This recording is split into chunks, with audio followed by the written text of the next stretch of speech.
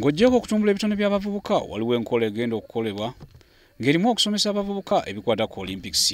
Essira lisinze kuteekebwa ku kyakutumbula bitone by'abavubuka, ekintu ekigenda okuwa Uganda ebitone ebitali bimu mu mizannyo egy'enjawulo.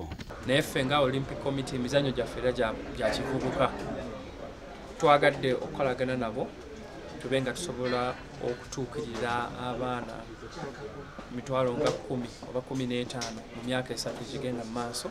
Buliiki agamba nti ku ntandikwa doole eziwera omutwalo gumu 14 ze zitandikiddwako ate nga zakweyongerako. Emizannyo gya Olympics ne Olympics mu Uganda twagala kukolagana ne Duke of Edinburgh abagenda ne batuukirira abantu mu Uganda yonna batuyambe basaasaanye Olympics kiki kitegeeza mu Uganda bibaddewo bitya, Uganda yakola etya, abantu bategeere nti emizannyo gino gyegiri naye si kubategeeza butegeeza era bajja nezizannya.